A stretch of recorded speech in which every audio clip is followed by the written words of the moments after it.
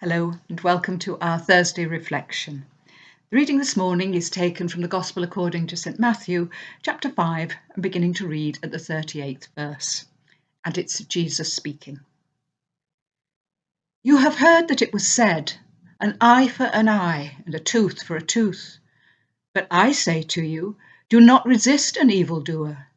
But if anyone strikes you on the right cheek, turn the other also. And if anyone wants to sue you and take your coat, give your cloak as well.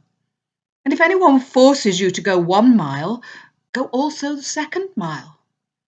Give to everyone who begs from you, and do not refuse anyone who wants to borrow from you. You have heard that it was said, love your neighbour and hate your enemy. But I tell you, love your enemies and pray for those who persecute you, that you may be children of your Father in heaven.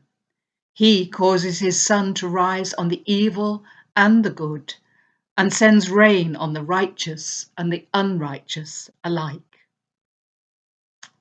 And as always, we thank God for his word. Fascinating, isn't it? Did you notice that in those few short verses, we have expressions which have passed through into our everyday speech? We talk about turning the other cheek and going the extra mile. And of course, we misquote when we say of ourselves or someone else, well, the sun shines on the righteous. So let's look at these verses in the context in which they would have first been heard. The Old Testament instructions to take an eye for an eye and a tooth for a tooth were intended to limit revenge, and they offer an apparently fair form of justice. Let the punishment fit the crime. But Jesus says, better to have no vengeance at all, but instead reflect the astonishingly patient love of God himself. And Jesus gives 3 examples of the sort of thing he has in mind. Remember, the majority of people are right-handed, so to be struck on the right cheek almost certainly means being hit with the back of the hand. Now that's not just violence, but an insult. It is the way people hit someone whom they consider inferior to themselves. Hitting back would only keep the evil in circulation. I hit you, you hit me, and so we go on.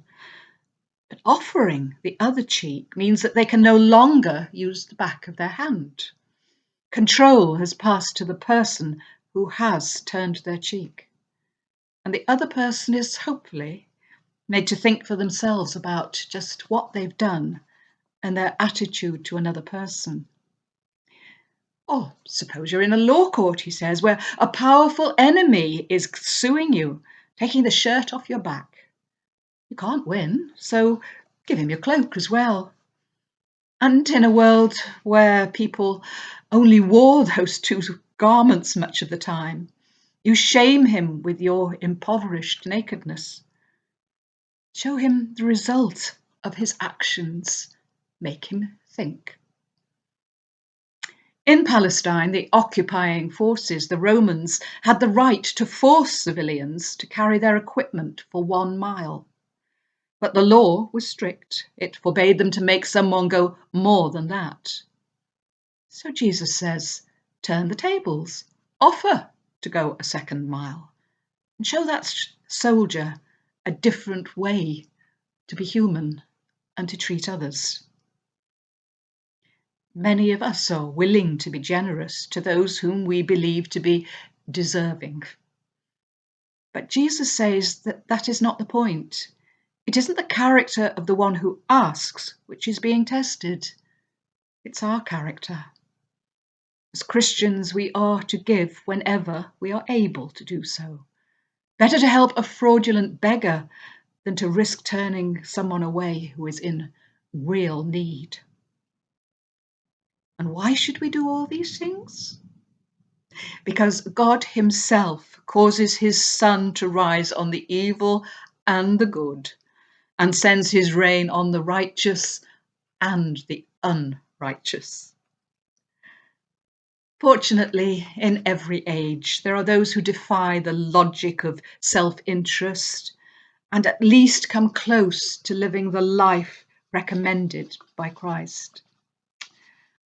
In terms of forgiveness, think of Nelson Mandela, unjustly imprisoned for 27 years. When he was finally released, he had every reason to feel bitter and to come out vowing revenge. Instead, he came out smiling and seeking reconciliation.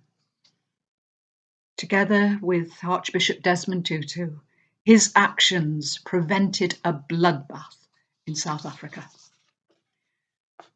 Think of Mother Teresa, enduring hardship and insult to help all those in need, regardless of race, colour, creed, or caste.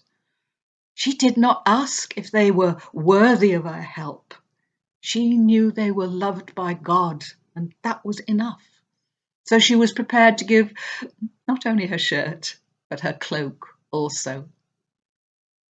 Think of our own city of Liverpool. Many of you will remember how divided it was between the orange and the green. Then David Shepherd became Bishop of Liverpool, and Derek Warlock was made Roman Catholic Archbishop. They could have fulfilled their functions, their job description, quite adequately, with very little contact. But instead, they walked the extra mile down Hope Street and showed us Christ in action, helping to heal a wounded, divided community. And of course, these are just 3 examples of people who have lived their faith, refusing to let human logic, worldly wisdom, or market forces dictate their actions. It's not easy. We have to take the stones thrown at us and, instead of throwing them back, use them to build another small corner of God's kingdom. It's hard, it hurts, and we all fail. But in a world so full of hate, we need to hold on to every bit of love that we can reach and spread it to others in the name of Christ. So may the Lord give us the grace to become channels of his peace, his love, and his generosity. Amen.